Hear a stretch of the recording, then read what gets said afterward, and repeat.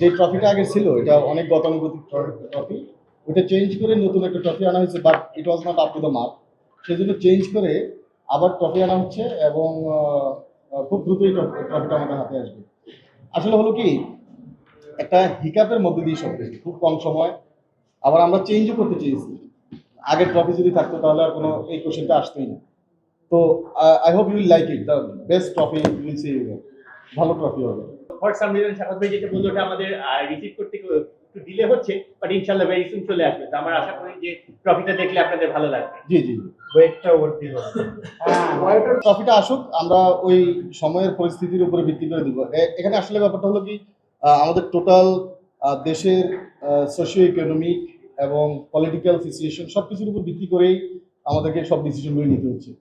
তো এখন আমাদের ডিসিশন হলো ট্রফি আমরা উন্মোচন করব এবং আপনাদেরকে ডাকবো। বাট হোয়াট ইফ যে উদ্বোধনী অনুষ্ঠানের মতো এরকম লোকজন জমায়েত করা যদি আমাদের বলা হয়, তখন আমরা দেখবো সেটা। In the middle of the game আসবে। This is excellent trophy, you will like it. একটা যদি আনি তাহলে দাম যা হয়, দুইটা আনলে আরো কম, অনেক কম পড়ে। আর সেম জিনিস তাহলে বিসিবিতেও একটা থাকলো, আর যারা চ্যাম্পিয়ন হয় তারা একটা নিয়ে গেল।